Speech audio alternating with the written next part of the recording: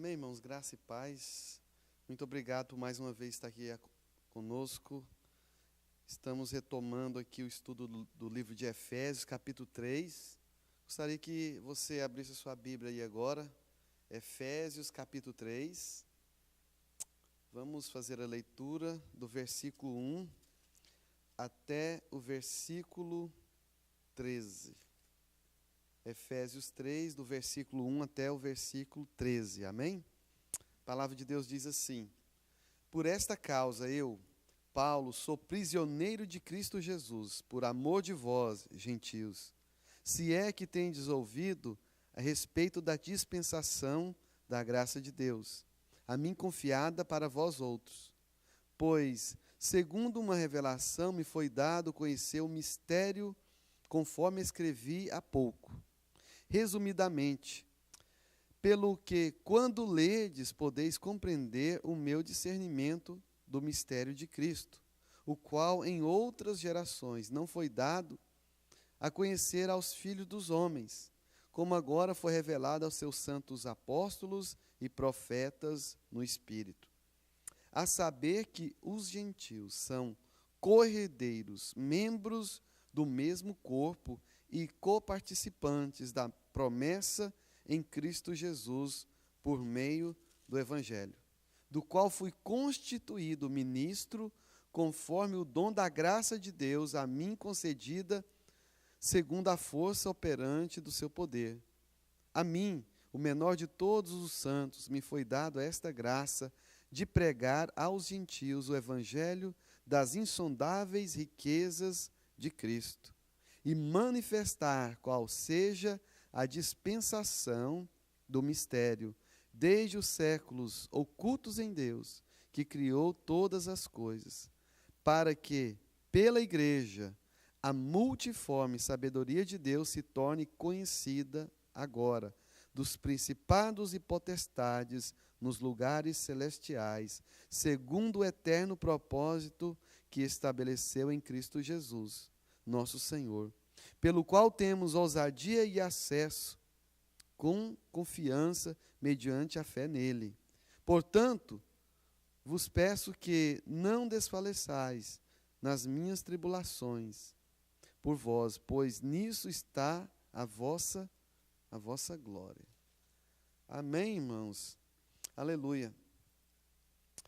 É tão interessante que o livro de Efésios, ele é um livro muito profundo, o qual Paulo ele começa a escrever e relatar aquilo que Deus revelou, não é, ao seu coração, e mediante essa revelação ele pegou esta palavra com um propósito qual Deus escolheu Paulo para levar uma mensagem que era uma mensagem de salvação, uma mensagem que era diferente da mensagem do Velho Testamento, que estava baseado na lei, o qual Moisés, não é, recebeu de Deus. Paulo, no versículo 1, ele começa dizendo: Por esta causa, eu, Paulo, sou o prisioneiro de Cristo Jesus, por amor de vós, gentios. Então, nós podemos observar que Paulo, ele estava preso, estava ali em Roma, não é? E ele diz que ele era prisioneiro de Cristo Jesus por amor dos gentios. Porque quando Paulo ele começou a pregar esse evangelho, que era um evangelho que estava oculto em Deus, não é? Que não tinha revelado a ninguém. De certa forma, Paulo foi o veículo, né, de revelação, não é, para esses povos que estavam ali sem Deus, né, que não eram os judeus. E, de certa forma, a Bíblia diz que esse evangelho ele trouxe ciúmes aos judeus, porque os judeus sabiam que Deus tinha uma aliança com eles exclusivamente, e Deus não tinha nenhuma outra aliança a não ser ali com o povo de Israel. Por quê? Porque Deus escolheu, não é, o patriarca Abraão, Isaac, Jacó, consequentemente Moisés veio depois, né, recebeu a lei e deu a esse povo, não é, para eles viverem debaixo dessa constituição, não é? O qual Deus deu para eles viverem. Mas Paulo está dizendo assim, por amor de vós, gentios. E, irmãos, é tão interessante que Paulo, ele não mediu a consequência de levar o evangelho aos gentios, porque isso, de certa forma, trazia muito problema para ele entre os judeus. Porque os judeus estavam ligados a Moisés. Muitas das vezes, o próprio Jesus passou perto de ser apedrejado. Por quê? Porque as pessoas amavam o quê? A lei. Eles amavam Moisés, não é? Amavam esta palavra que nós temos em nossas mãos. Mas Jesus, ele veio anunciar um evangelho, que é o evangelho do reino, não é? E, de certa forma, Jesus confrontou muito esses religiosos, né? E Paulo, ele veio anunciar um evangelho bem diferente, não é? Do reino. Porque o evangelho do reino, ele consiste em fazer algo para você receber em troca, não é? E a gente pode observar que Jesus, ele ensinou, não é, a respeito disso, da constituição do reino, não é? Sabe que Paulo aqui no versículo 2, ele começa a dizer assim: se é que tendes ouvido a respeito da dispensação da graça de Deus, a mim foi confiada para vós outros. Para quem que Paulo está falando? Está falando para judeu ou para os gentios? Paulo está falando para os gentios, não é? Ele mesmo disse, por amor de vós, gentios, se é que tendes ouvido a respeito da dispensação da graça de Deus a mim confiada para vós outros. Então, dispensação, o que significa dispensação? Dispensação é a mesma palavra que mordomo, que vem, vamos dizer, a Bíblia chama-nos de dispenseiros ou se não mordomo.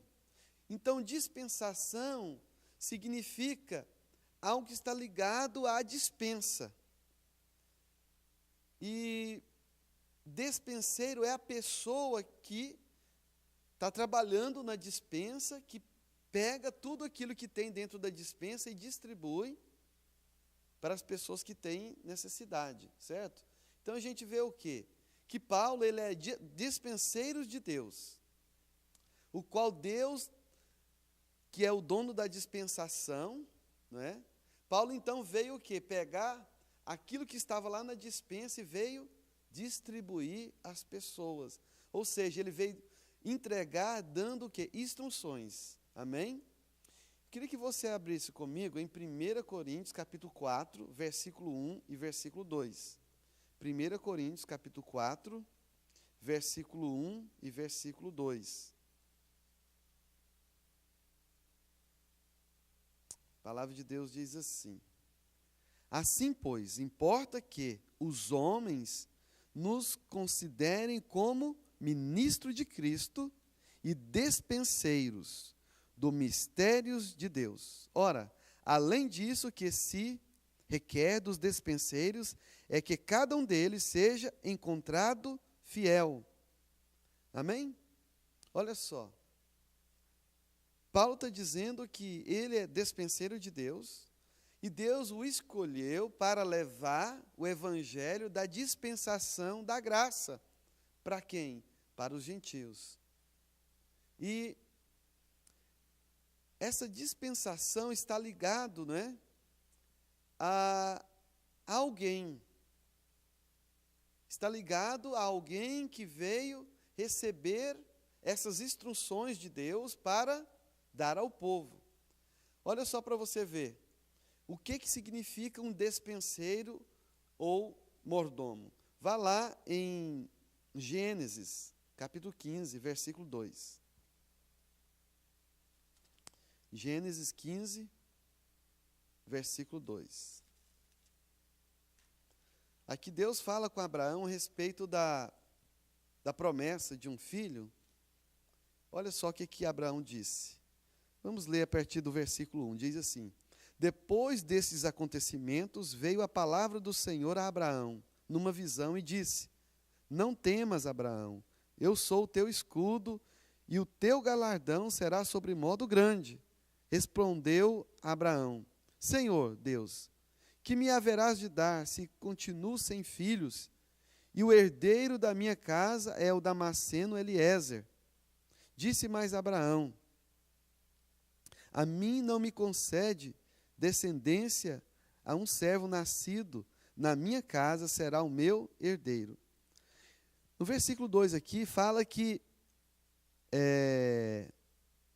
Eliezer, esse homem, ele era o quê? Na sua Bíblia eu não sei, porque a minha versão possa estar diferente da sua. Como que está na sua aí, amor? No versículo 2.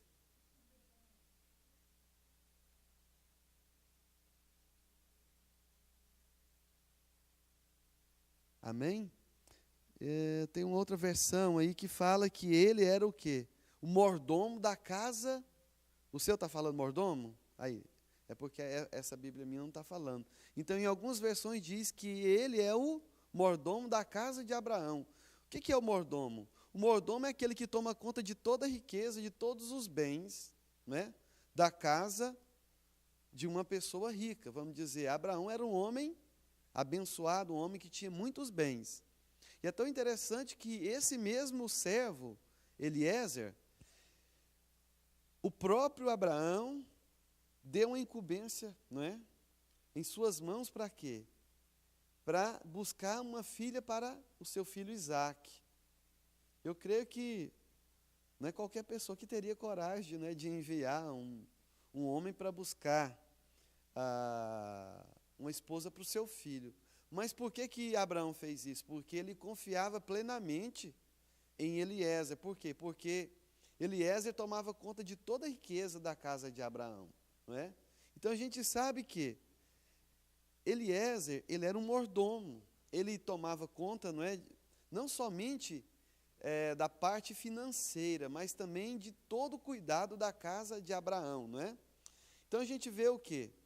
Que Paulo, ele foi um dispenseiro. Veja bem que Abraão falava com Eliezer, e depois Eliezer falava com todos os servos da casa de Abraão, para cumprirem a ordem o qual o seu Senhor o dava. Amém? Então, é tão simples a gente entender o que significa dispenseiro, o que está também ligado à dispensação. Vamos imaginar que você vai na farmácia, e você chega lá no balcão. E lá no balcão, para dentro, vai estar o quê? As prateleiras cheias de remédio. Vamos dizer que o farmacêutico, ele é o dispenseiro.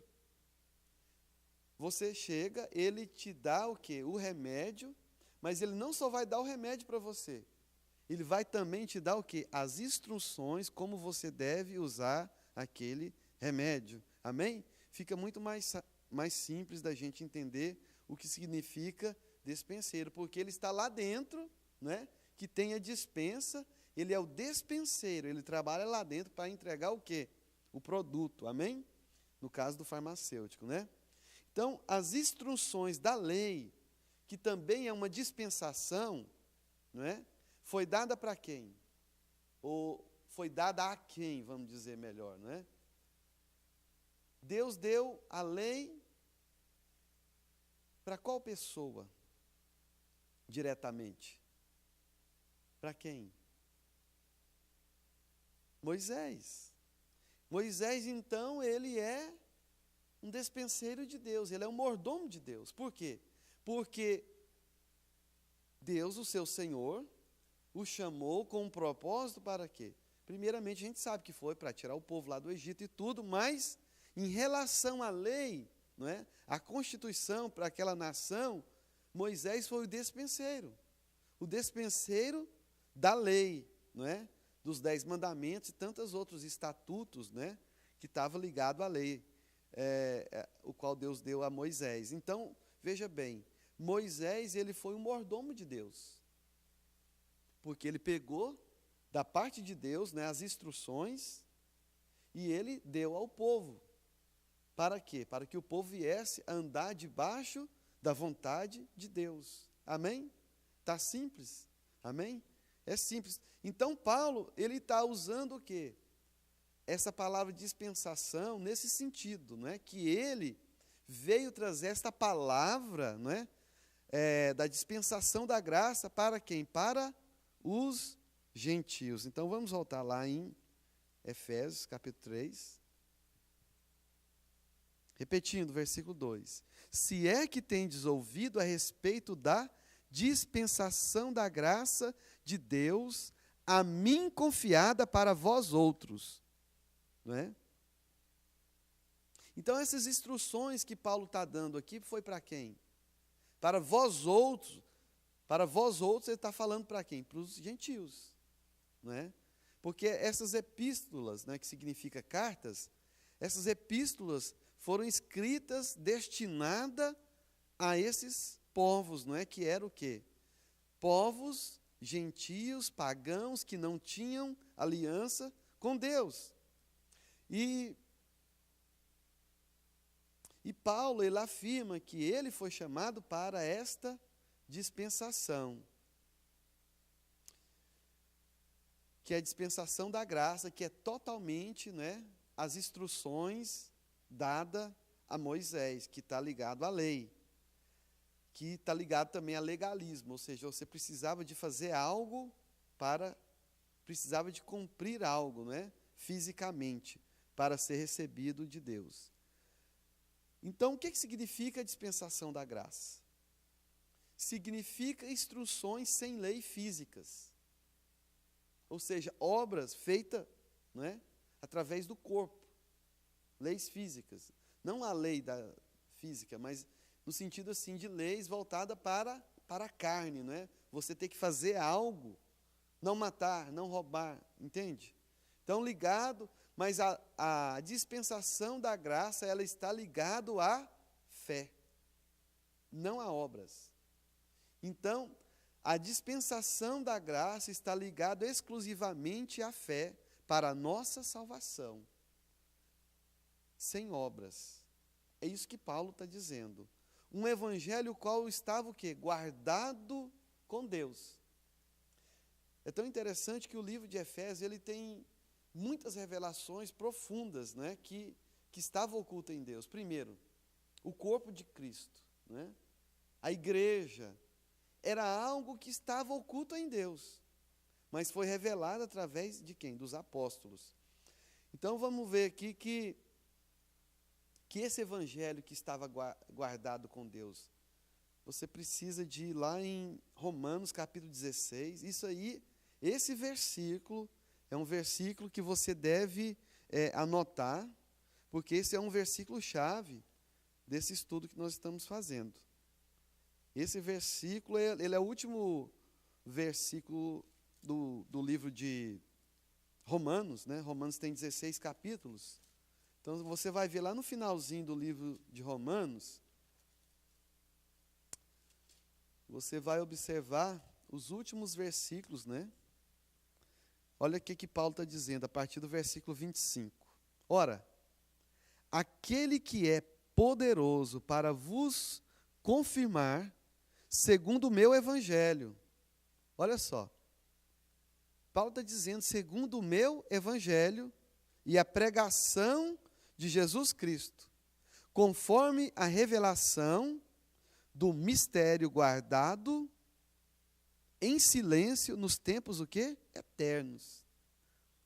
Olha só, tanto que isso é profundo e grande.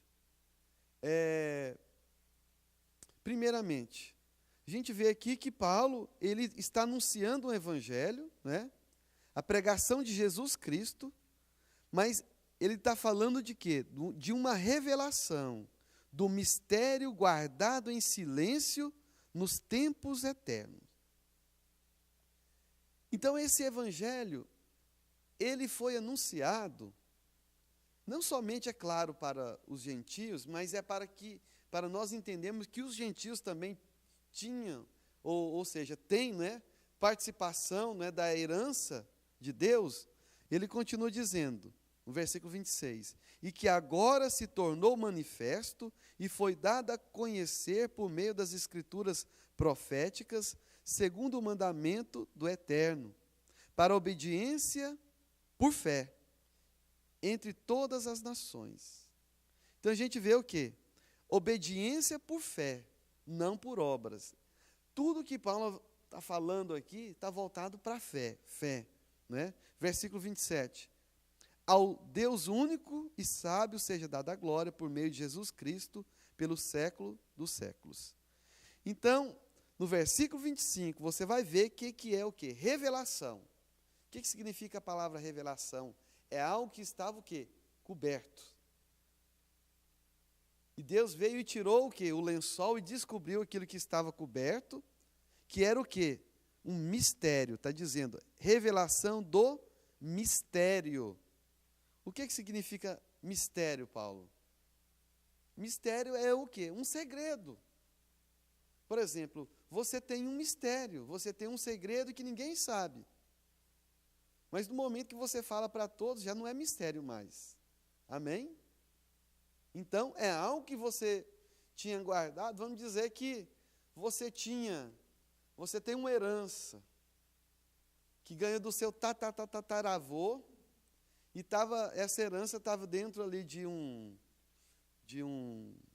vamos dizer, um baú. Sabe que o tataravô pegou e colocou algo lá dentro e trancou. E somente, né, o herdeiro da 10ª geração que poderia abrir para ver o que tinha lá dentro. Então, o que tinha lá dentro daquele baú era o quê? Era um mistério, era um segredo que estava o quê? Guardado por muito tempo. Somente o herdeiro da 10ª geração que poderia o quê? Abrir. Para reconhecer o quê? Para entender que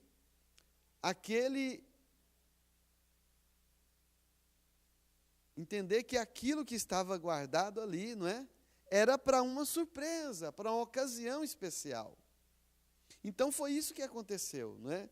Deus, ele no eterno passado, porque Deus ele é eterno, ele não tem começo, não tem fim, nos tempos eternos, ou seja, no nosso passado, né, estava com Deus esse mistério, né?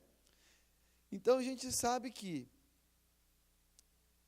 Deus, ele tinha guardado algo específico para uma determinada gente que as pessoas, de certa forma, os judeus não tinham conhecimento dessa revelação, né? E eu queria também que você abrisse a sua Bíblia aí em Gálatas, capítulo 1, versículo 11. Gálatas, capítulo 1, versículo 11. Olha só. Faço-vos, porém, saber, irmãos, que o evangelho por mim anunciado não é segundo o do homem, não é segundo do homem. Esses digo que me pareciam ser alguma coisa, nada me acrescentaram. Antes, pelo contrário, quando viram que o evangelho da incircuncisão me fora confiado, como a Pedro o da circuncisão, pois aquele que operou eficazmente em Pedro para o apostolado da circuncisão, também operou eficazmente em mim para com os gentios. Então a gente vê o quê? Aliás, era a partir do versículo 11 em diante, mas foi bom a gente ter lido essa parte aqui, espera aí, acho que eu estou lendo algo errado aqui, espera aí. Foi bom, foi algo de Deus, né? A gente acabou de ver aqui agora que Paulo estava pregando o evangelho da incircuncisão, né? Que é para os gentios, mas não é esse versículo que eu queria ler, não. É o versículo 11 do capítulo 1, diz assim: Faço-vos, porém, saber, irmãos, que o evangelho por mim anunciado não é segundo o homem, porque eu não recebi, nem aprendi de homem algum, mas mediante a revelação de Jesus Cristo. Porque Ouviste qual foi o meu proceder outrora no judaísmo, como sobremaneira perseguia eu a igreja de Deus e a devastava. E na minha nação, quanto ao judaísmo, avantajava-me a muitos da minha idade, sendo extremamente zeloso das tradições de meus pais. Quando, porém, ao que me separou antes de eu nascer, e me chamou pela sua graça, aprouve revelar seu Filho em mim, para que eu o pregasse entre os gentios, sem detença. Não consultei carne e sangue, nem subi a Jerusalém para os que já eram apóstolos antes de mim, mas parti para as regiões da Arábia e voltei outra vez para Damasco. Então a gente vê aqui o quê? Que Paulo, né, foi escolhido por Deus com o propósito de levar um evangelho diferente, o qual os apóstolos, né, da circuncisão anunciavam, que era um evangelho que estava ligado para o reino dos céus. Evangelho do reino é bem diferente do evangelho da graça.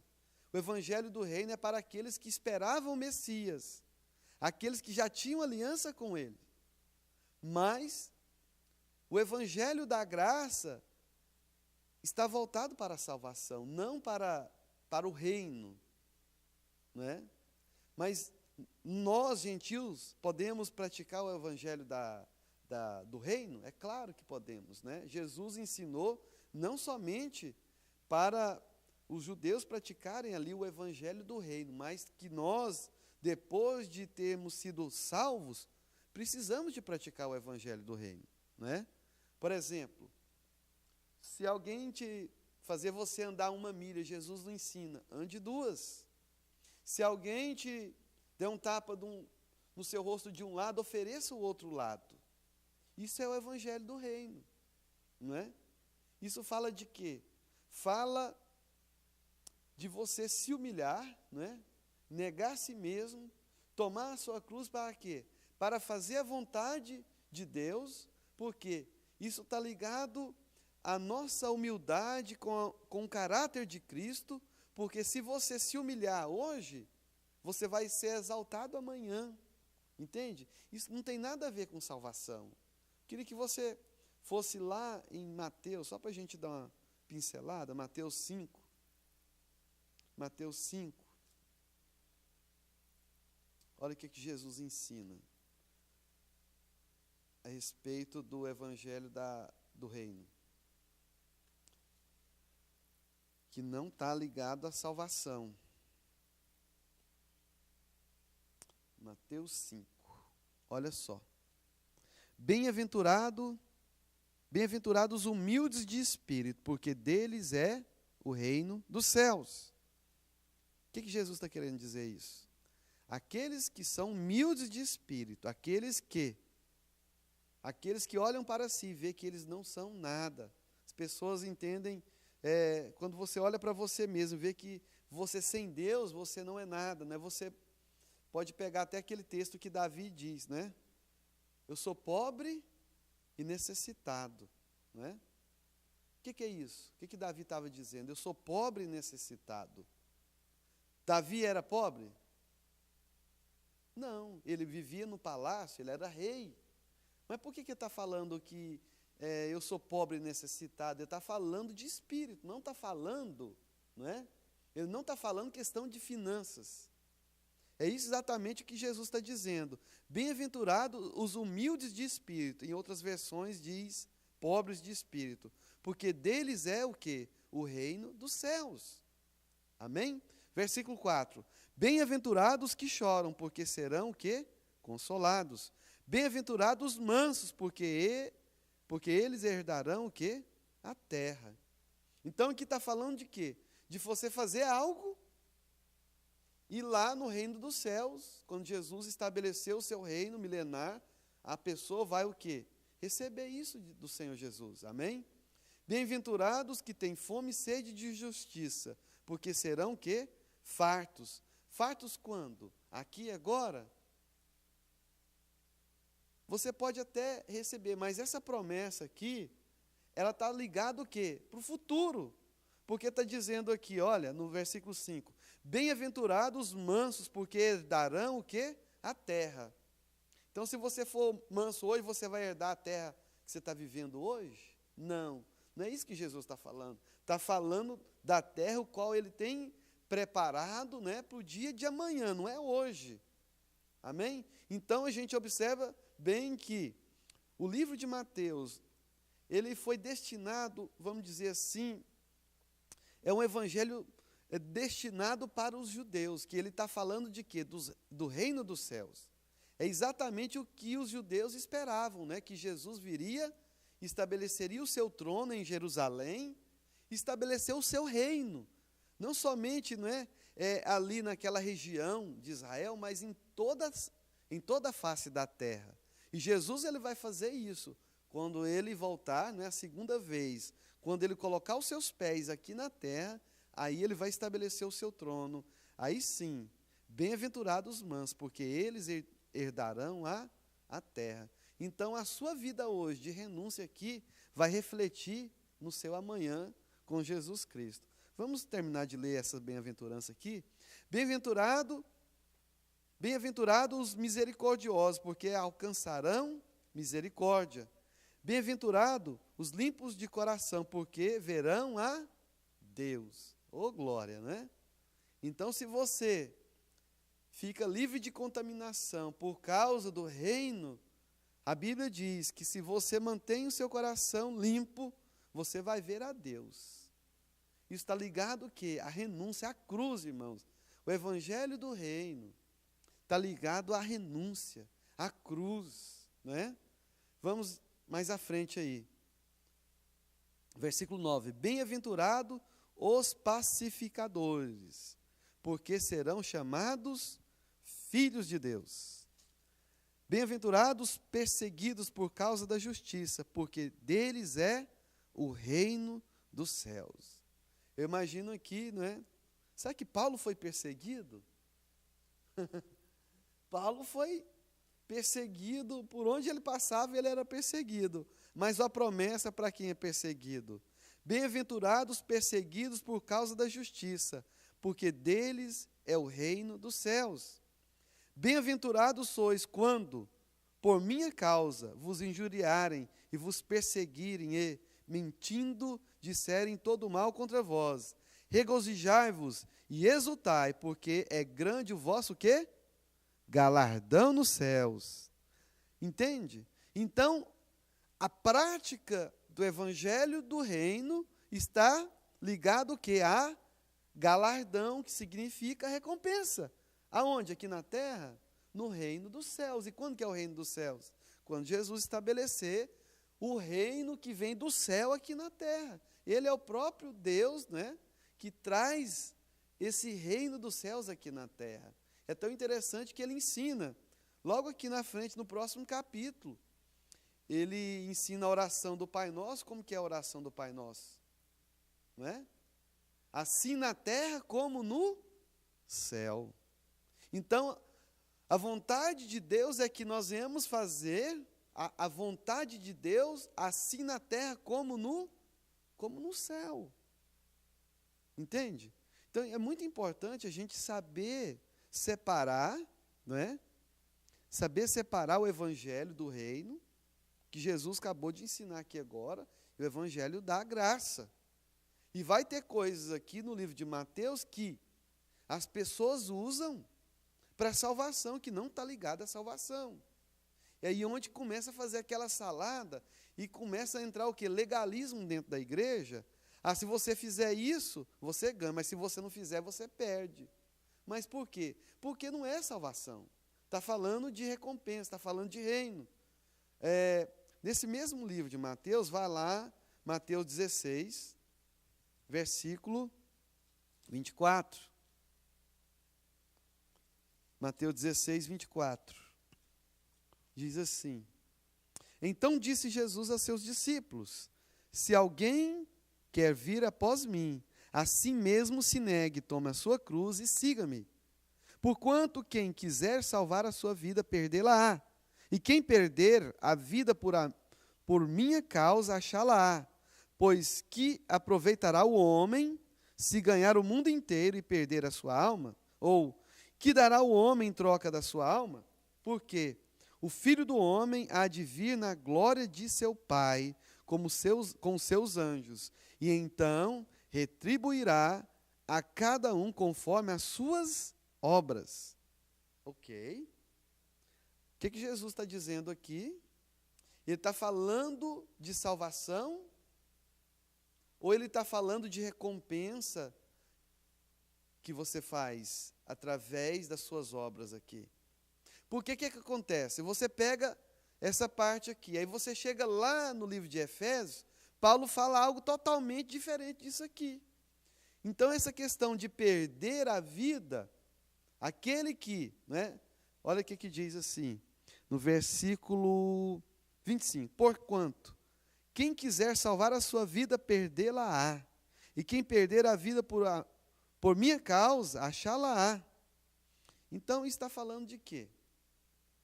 Esta vida está falando de você perder, no sentido assim, de não querer fazer a sua vontade do seu eu, mas para fazer a vontade de Deus. Isso fala de quê? De cruz.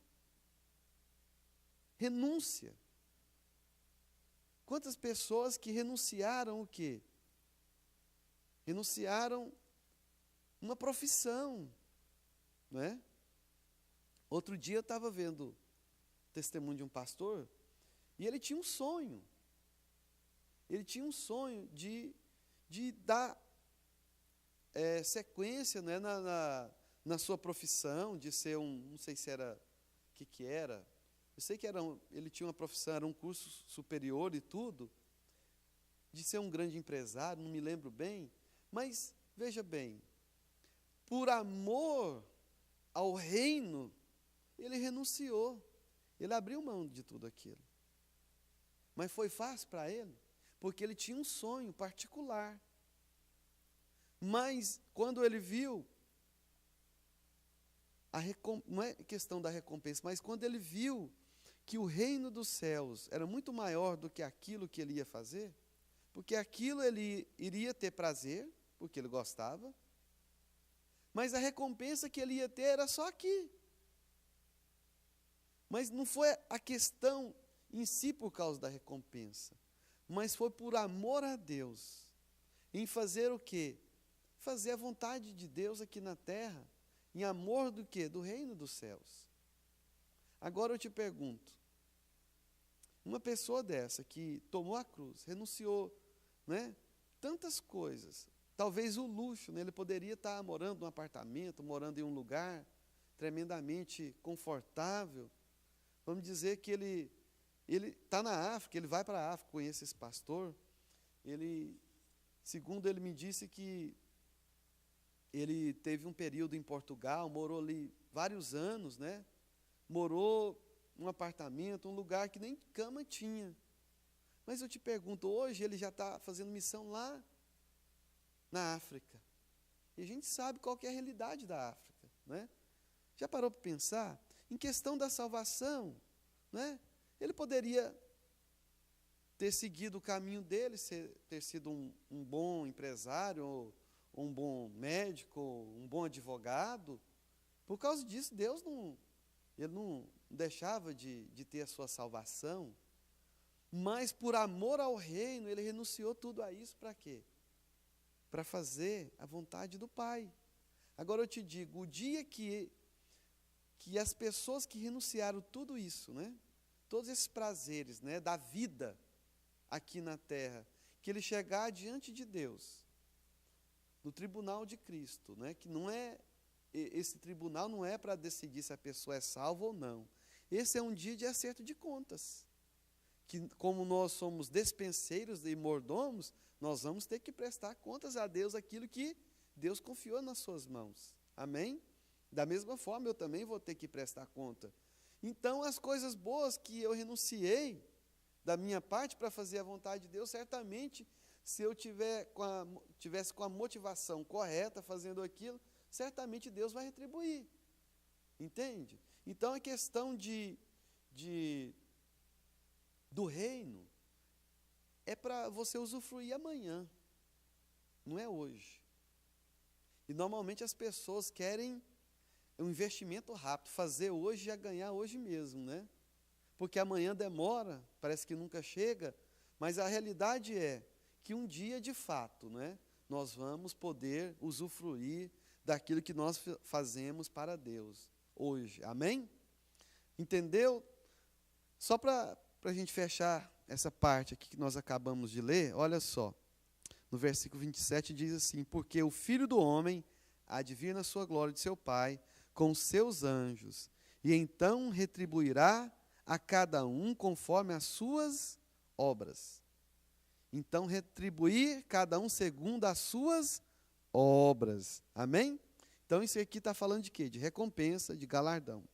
Vamos voltar então para Efésios. Olha só o que Paulo disse no versículo 3. Pois, segundo uma revelação, me foi dado conhecer o mistério, conforme escrevi há pouco, resumidamente. Então a gente vê aqui o mistério que a gente falou anteriormente. O mistério foi os gentios fazendo parte, né, dessa promessa. Segundo, a dispensação da graça, que é, pela fé, é algo que você recebe, que Deus fez por você, não pelo aquilo que você faz. Então ele diz aqui, olha, escrevi resumidamente. Logo antes, ele diz que ele escreveu resumidamente, logo antes, desse capítulo aqui.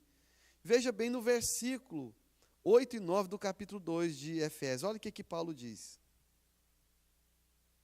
Você vai ver que vai entrar em contradição com aquilo que a gente estava falando lá em Mateus.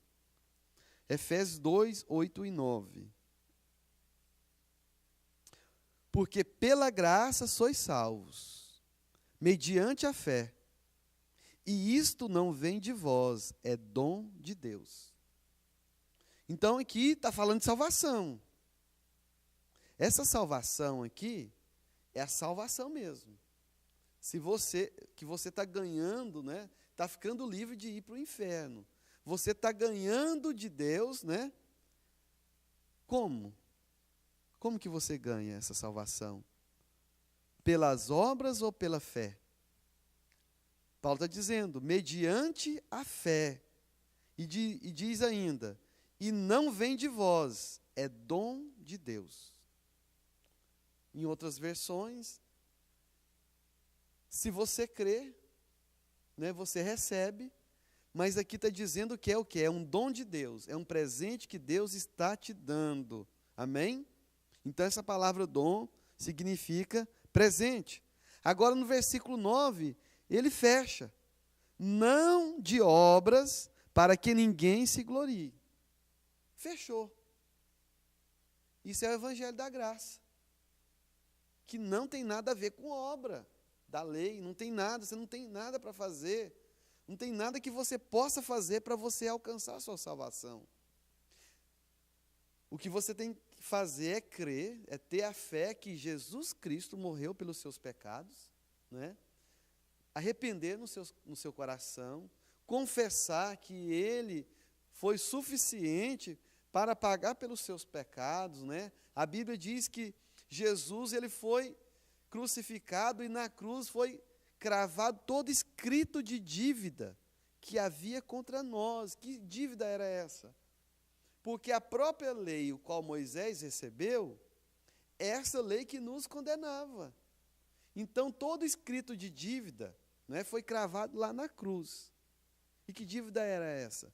É que nem eu, nem você, e nenhum homem conseguiu cumprir o quê? A lei.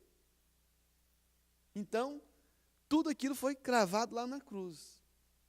Porque Jesus, ele de fato, ele conseguiu cumprir toda a lei. Ele não errou em nenhuma vírgula. Ele não pecou. A Bíblia diz que Jesus, ele não pecou. Ou seja, só ele que conseguiu. Então, se você crê que ele, de fato, cumpriu toda essa lei em seu lugar, pela fé, é que você ganha esse presente, esse dom de Deus na sua vida. Amém? Mas é claro que tem mais coisa que está ligado ali. A gente sabe que o sangue dele foi derramado para quê? Para limpar os nossos pecados, né? Para lavar, né, de uma vez por todas a maldição do pecado sobre nossas vidas. Paulo fala muito do mistério, né, do segredo que estava oculto em Deus. Então, a gente vê que Pedro recebeu, né, essa revelação de Deus, mas foi Paulo que foi escolhido para anunciar esse evangelho da graça, e você vai perceber que foi o próprio Paulo que escreveu essa doutrina da graça. Ele que escreveu a doutrina, da mesma forma que Moisés escreveu ali os mandamentos, né? Você vai lá no livro lá de Êxodo, Levítico, né? Você vai ver lá, Levítico, Deuteronômio, você vai ver que Levítico e Deuteronômio é a mesma coisa. Ali você vai ver que vai ter uma repetição da lei, né? Ele recebeu lá no livro de Êxodo, depois Levítico, você vai ver lá tudo, né? Que está relacionado com a lei. Então, a gente vê o quê? Que foi Moisés que recebeu, né, essa dispensação e também a doutrina. Foi ele que deu toda essa doutrina, mas Paulo que recebeu essa revelação, que ele mesmo disse aqui, que estava oculta em Deus, né? Ele recebeu essa revelação pelo Espírito. Agora as pessoas dizem, mas espera aí, então vou ter que acreditar então em Paulo? Mas espera aí, a palavra de Deus é Paulo ou é o próprio Cristo? Paulo simplesmente foi um vaso, né, para receber o quê? Esta palavra que está escrita aí na sua Bíblia. Isso aí não veio dele, isso veio de Deus, né? Versículo 5, vamos ler aí. O qual em outras gerações não foi dado a conhecer aos filhos dos homens, como agora foi revelado aos seus santos apóstolos e profetas no Espírito. A saber que os gentios são co-herdeiros, membros do mesmo corpo e coparticipantes da promessa em Cristo Jesus por meio do Evangelho. Olha que bênção, irmãos. Irmãos, hoje nós temos a luz da palavra diante dos nossos olhos. Mas imagina Paulo pregando essa mensagem que nós estamos falando aqui no meio dos judeus. Você acha que Paulo não foi perseguido várias vezes? Porque Paulo estava dizendo que, não é, que Deus havia o escolhido para levar o evangelho também para os gentios, pessoas que de certa forma não tinham Deus no seu coração, pessoas que não praticavam nada da lei. Será que os judeus queriam isso? De maneira alguma. Por quê? Porque eles os consideravam o quê? Indignos, né? Impuros, maledicentes, não é? Pessoas que não tinham nada a ver de Deus na sua vida, em suas vidas, né? Então a gente vê o quê? Isso aqui é um mistério, irmão. Isso aqui é um mistério que Deus veio o quê? Revelar que os gentios também são participantes dessa promessa. E olha só, é tão interessante que Paulo, né, no versículo 6 aqui, ele usa a saber que os gentios são co-herdeiros, membros do mesmo quê? Corpo. Ele está dizendo que os gentios é participante do mesmo corpo. E quem que é o corpo? Queria que você fosse comigo lá em 1 Coríntios, capítulo 12, versículo 12.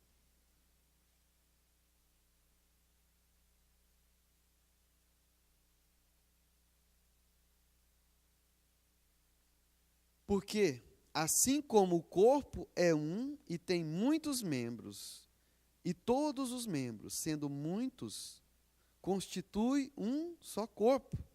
Assim também com respeito a Cristo, pois em um só Espírito todos nós fomos batizados em um corpo, quer judeus, quer gregos, quer escravos, quer livres. Olha que maravilha. Então, nós lemos que nós somos unificados nesse corpo. Quer judeus, quer gregos, quer escravos, quer livres. Então, é tão interessante que nós fomos, de certa forma, né? Paulo usou uma forma figurativa, lá no livro de Romanos, que nós fomos enxertados no corpo de Cristo Jesus. Mas nós fazemos parte desse corpo, não é? Nós fazemos parte desse corpo. Versículo 14, do capítulo 12 de 1 Coríntios. Porque também o corpo não é um só membro, mas muitos. Então, irmãos, veja bem, os membros do corpo, nenhum é mais importante do que o outro, mas todos têm o quê? Serventia para o quê? Contribuir para todo o corpo. Mas a gente sabe que Jesus, ele diz que ele é o cabeça do corpo. Mas eu te pergunto, o dedão do pé é mais importante do que o polegar? Não é. Mas todos os membros trabalham em função do corpo. Um membro não trabalha para si, mas trabalha em função de todo o corpo. A Bíblia diz, né? No caso, se alguma parte do corpo tiver o quê? Enferma, todo o corpo padece. Entende? Então, a gente vê claramente, sabe, que a graça de Deus, né, que foi dada a esses apóstolos, né, a gente sabe que foi muita graça nós fazermos parte dessa herança de Deus. Eu queria que você fosse lá em Romanos capítulo 11, versículo 17, só para a gente fechar não, a gente vai dar continuidade a respeito do corpo ainda. Só para a gente entender um pouquinho melhor que nós somos, né, adotados por Deus, né, nós somos filhos adotados, nós fomos como adoção. Romanos 11, versículo 17 diz assim: se porém algum dos ramos foram quebrados, eu e tu, sendo oliveira brava, foste enxertado em meio deles e te tornaste participante da raiz e da seiva da oliveira. Está falando de quê? Está falando do corpo de Cristo Jesus. Nós fomos, de certa forma, enxertados, nós somos ligados nesse corpo, mas nós somos também o que? Alimentado da seiva, que é o próprio Cristo Jesus. Nós recebemos diretamente dele, tanto judeus, quanto grego, quanto livre, quanto escravos. Todos nós estamos o quê? Ligados nesse corpo, amém? Vamos voltar lá em Efésios, sabe que a gente vai ler no sentido dessa revelação que nós somos ligados em um só corpo. Então, Efésios, capítulo 1, versículo 21 ao 23. Efésios 1, do 21 ao 23. Olha só, que Paulo ele vem dando essa revelação do corpo, né, da unificação do corpo em Cristo Jesus, dos povos. Ele começa a dizer aqui no versículo 21, acima de todo principado e potestade e poder e domínio, de todo nome que se possa referir, não só no presente século, mas também no vindouro. E pôs todas as coisas debaixo dos pés de quem? Quem que é o pé do corpo? Quem que é o pé do corpo? Diga para você, a igreja. A igreja é o pé do corpo. E para ser o cabeça sobre todas as coisas, o deu quem? A igreja. A qual é o seu corpo. Glória, né? Olha só, Por isso que é tão interessante quando a gente fala que nós nos tornamos herdeiros e co-herdeiros em Cristo Jesus, nós estamos ligados em Cristo, nós fazemos parte desse corpo. E é tão interessante que nós recebemos esse poder, essa autoridade sobre todo o principado, sobre toda potestade, ou seja, sobre todo o inferno de Satanás, sobre todo o demônio. Então, para quem que Deus deu essa autoridade? Para a igreja. Colocou debaixo de quem? Dos pés, não é? Debaixo dos pés. E para ser o cabeça sobre todas as coisas, o deu à igreja. Quem que é a igreja? Eu sou a igreja. Você é a igreja. Se você está ligado nesse corpo, você tem esse poder, você tem essa autoridade, né? Lá no livro de Marcos, capítulo 16, versículo 15, a gente vê isso claramente. Vamos lá, Marcos 16, 15. A gente vê o quê? Esse poder que Jesus nos deu. Ele nos deu como igreja. Marcos 16, 15.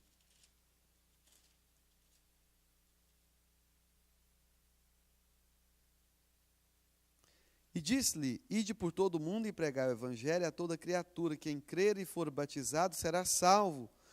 Quem, porém, não crer será condenado. Estes sinais hão de acompanhar aqueles que crerem.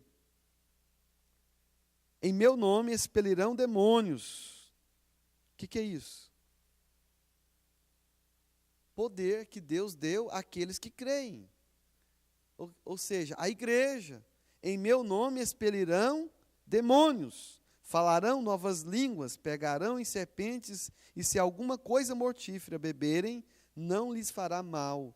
Se impuserem as mãos sobre os enfermos, eles ficarão o quê? Curados. O diabo, ele põe enfermidade no corpo das pessoas? Põe. E Deus tem te dado poder para você orar por essas enfermidades que os demônios têm causado na vida das pessoas? Tem dado ou não tem dado? Tem, porque Jesus diz que colocou todo o principado e toda a potestade debaixo dos pés de quem? Da igreja. Somos nós. Não existe uma hierarquia, né? Não, porque o pastor tem mais poder do que o fulano, que é o Beltrano. Não. Todo aquele que está ligado no corpo tem esse poder. Independente se você é crente novo ou crente velho, todos nós temos esse poder. Ou seja, nós podemos exercer essa autoridade sobre, não é, esses principados e potestades. Amém? Vamos agora fechar. Efésios capítulo 2, versículo 15 e 16. Olha só.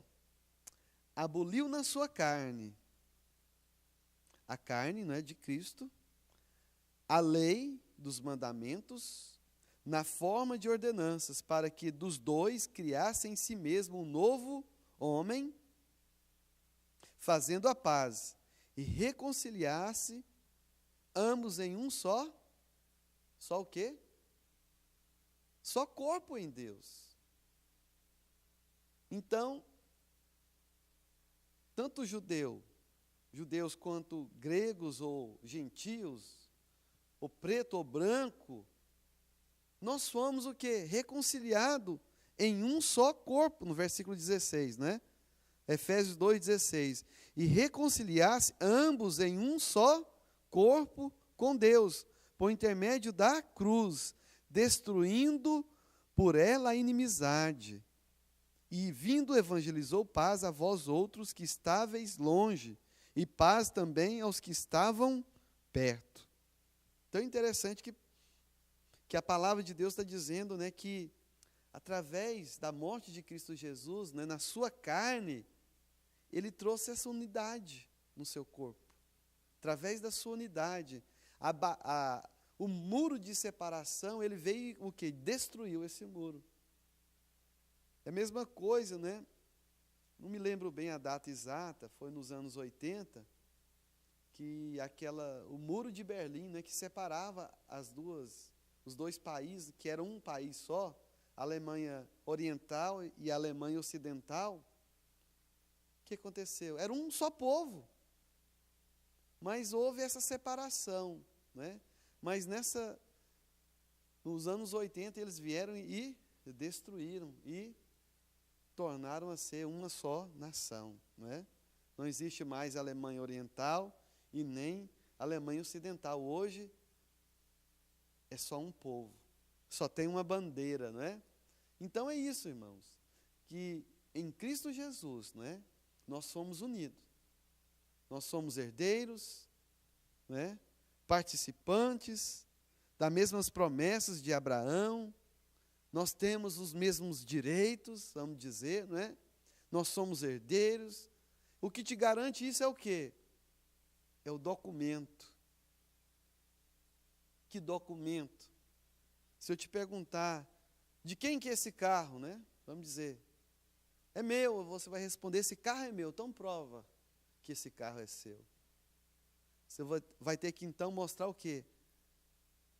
O documento. Essa casa é sua? É minha. Então prova que ela é sua. Você pega e mostra o quê? As escrituras. Comprei e paguei. Está no meu nome. E agora, como que você vai poder comprovar isso? Aqui está a sua garantia. A escritura da palavra de Deus te garante que você é herdeiro e co-herdeiro dessas bênçãos e das mesmas promessas que foram dadas, não é, aos judeus. Amém? Aleluia. Vamos orar a Deus e agradecer por mais uma vez, não é? Mas antes, eu só estou esquecendo de citar algo aqui para a gente fechar. A gente tem alguns minutinhos ainda. Então é interessante que tudo na Bíblia a gente tem que ver Jesus, irmãos. Tudo na Bíblia tem Jesus, né? Sabia que Adão também é uma tipologia de Jesus? Estou se referindo ao corpo, né, como igreja, porque a igreja vamos dizer assim, está ligado à mulher, não é? Sabe que o homem, o filho do homem, Jesus, né, que ele é o noivo, nós somos a noiva, não é? Então Adão, Deus o fez.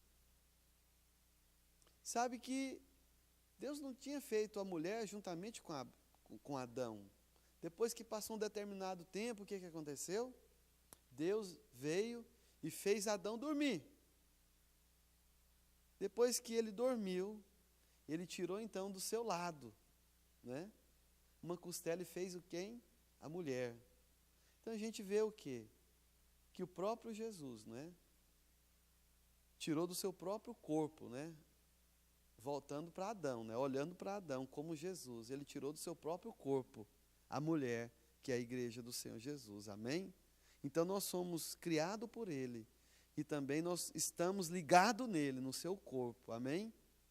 E todos nós fomos unidos, né, com Cristo Jesus. O que a palavra de Deus disse lá em Gênesis, né, quando ele falou, né, ali para Adão e para Eva, né? Agora, né, vocês se tornarão uma só carne, ou seja, um só corpo. Assim é a igreja, né, que está unida em um só corpo.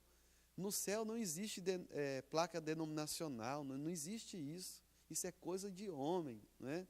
Então a gente sabe o que nos une é o corpo de Cristo, é o sangue de Cristo Jesus que nos uniu.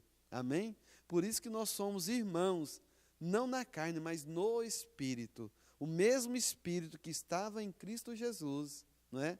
É o qual está dentro de nós, habita em todos nós. Nós somos um e em todos, não é? Amém? Por isso que nós temos essa afinidade, né, de ser chamado de irmãos, mas irmãos espirituais. Amém? Senhor Deus,